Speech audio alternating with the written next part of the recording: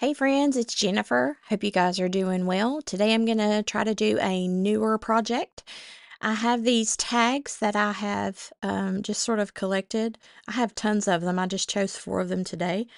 They are tags from clothing or products that I have gotten, and they have texture on them, or they're what I would call thicker tags, like the nicer tags off of clothes that you get sometimes. So I saved these because I go back and I will I will cover them and make them like mixed media tags, or I will use them in journals or different things that I've got. So I'm going to lay down some parchment paper, and I'm going to take my paintbrush and I'm just going to use some gesso to lay down a couple of layers on these tags here, because you want to, in some cases you don't want to cover up the words, but in this particular case I did, because I'm going to make these more like a mixed media slash, I guess, junk journal type stuff. So I started out just putting a couple, like a layer or two of gesso on there. And this is some crepe paper that I had gotten in like a kit at a discount store. And I'm just taking the crepe paper and just kind of laying it down on this one tag. And this is really kind of what I do for all of the tags. I'm just using things that I have around my desk, not really picking anything out at this point, just picking up stuff from leftover things that I've had. And so that's what I'm doing here. I'm just rummaging through whatever is left over. This is another piece of darker colored crepe paper that I had pulled out just a piece, and I'm just, laying it down using the gesso as a base. I could have used glue, and really I wasn't thinking when I did this at first. I probably should have used glue because I was going to cover it up anyway, but I was thinking about the words, and anyway, I just wound up picking up the gesso. So here are some napkins that I have used in previous projects that again were just laying around here, and this one I'm picking off the second layer of the napkin, the ply layer, the white layer from the first part, and I'm just going to use the actual napkin, just lay it down here on this particular tag. I'm just trimming around the edges.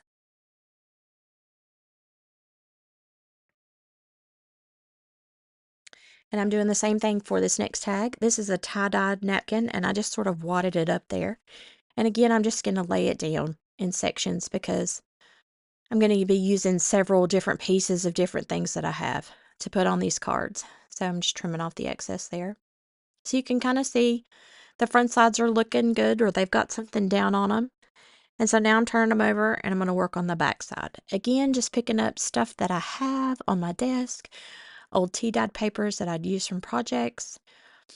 If you are anything like me, I'm not an organized crafter. I have things in bins, but a lot of times when I'm working on things and I just have little scraps left over or pieces left over, I just put them in a pile over there somewhere on the side of my desk, and that's what I'm picking up from.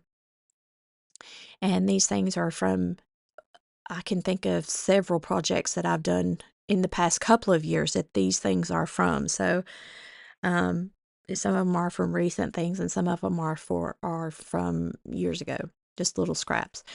So I've gotten something laid down on pretty much all the tags except this last one. I'm just trying to think and pick through some things, and I finally just picked up another piece of tea-dyed scrapbook paper. It looks like I've done the edges of that with some ink before, but anyway, I'm just applying it down here, gluing it down again to the tags. I have some book page that's tea-dyed that I had cut in strips that I made clusters from, and so now I'm just using those pieces on some of the tags.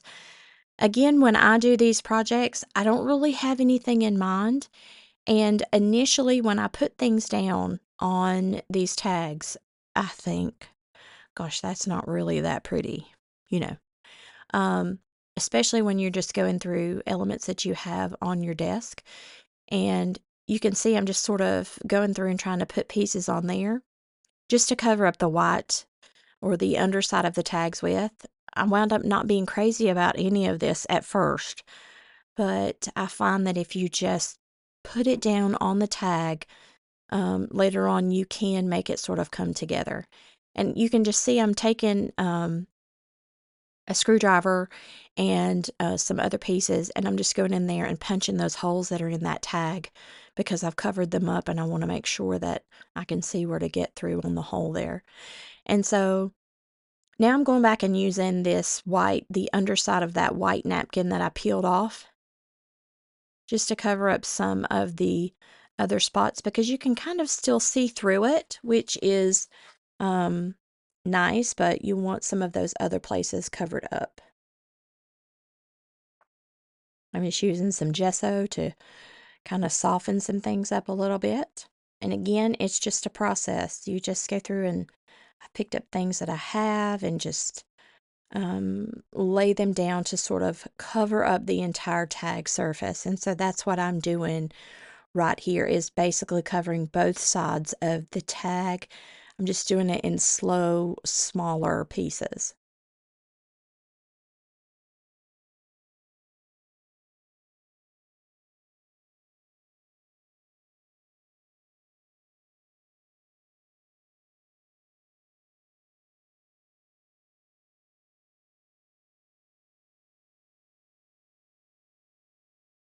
And so here are the one side of the tags. You can kind of see. I got all of the pieces covered there. And again, I'm not crazy about it. But now I'm going to do the same to the back side. All of the white tag that you see hanging out, I'm just going to take pieces from what I have on my desk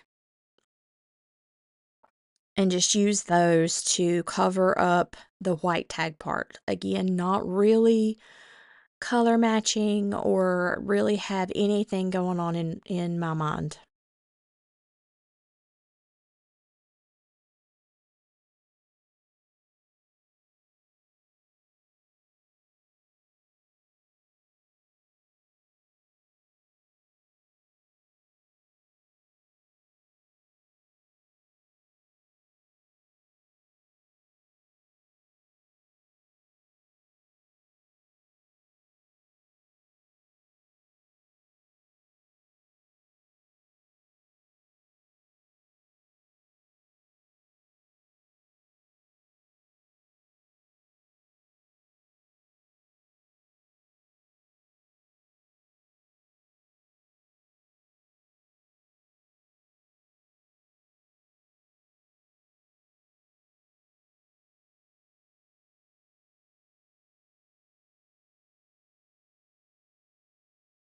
This is a dryer sheet. I take all of my dryer sheets, my used dryer sheets, and I coffee dye them or tea dye them. Usually coffee dye them because I have coffee left over in my pot where we didn't drink it all that morning, and I will just take that leftover coffee and pour it into a container and drop the dryer sheets in and let them soak for a couple of hours, and then of course take them out and squeeze them out and let them dry. And they turn out beautifully. Now they are hard to tear. They're hard to get into those pieces because obviously they're not the easiest thing to work with, but they do make great extra ephemera pieces or texture pieces, I should say, to put down on projects. And so this was just some old fabric, some fabric that I had used from a project where I had cut the corners off. And so I'm just using it because it matches.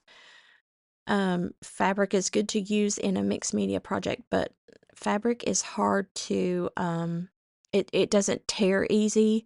You know, it's like the dryer sheets. It's not something that you can just, some people can. I'm not tough enough. um, so again, when you work with fabric, you just need to, be careful, not be careful, but just know that it's not like paper.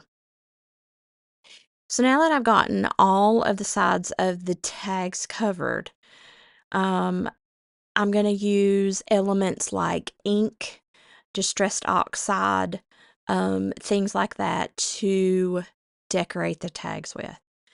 Because it's a mixed mashup of different things, I just grab up I have all my sprays and inks right next to me in a container, and I'm just picking up different sprays and inks and then using alcohol and water to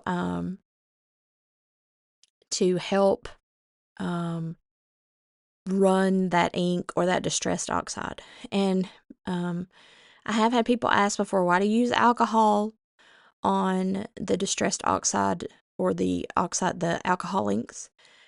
You're supposed to use water. Yes, you are. I completely found it out by accident. One time I picked up the alcohol in a spray bottle. I keep them both in a spray bottle. I don't keep them labeled. I know. But anyway, I completely found it out by accident one time, and it's not that it disperses it different. It's just, or that it does a different chemical reaction. It just disperses the ink differently. And I do have a video where I did that. I will try to link it with this I think it's like a scrap video.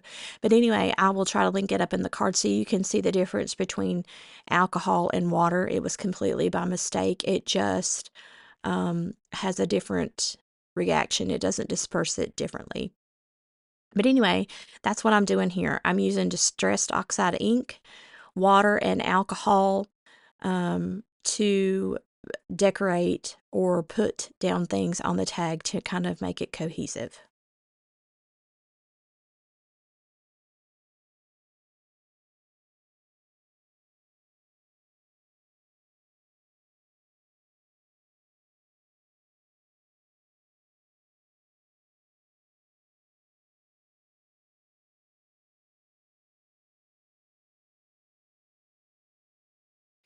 And the gold colors that I use, I bought these inks from Hobby Lobby in the artist section. And so there are some metallic gold, rose gold, and gold. And so that's what I used on these. Obviously, now the tags are done, and I'm just taking my distressed oxide ink and going over the edges of all of them. I really loved the way that these turned out because it was sort of mindless putting together, and then at the end you can make them more cohesive with things like gesso and paint and alcohol inks and distressed oxide inks, and they really make unique different types of things for your project. So now I'm going to spray these with a workable fixative because I did use distressed inks and those types of things. If I try to use water on top of those or do anything else, it will run. So here are the completed tags. And you can see this is the one that I used with the fabric. And they look nothing like what I started out with on when I was just putting the Mod Podge together. I really love the way that these have turned out, and I will use them in projects or give them as gifts. So I hope that this inspired you to use some old things that you have to make some projects. Thanks for watching. I'll see you next time.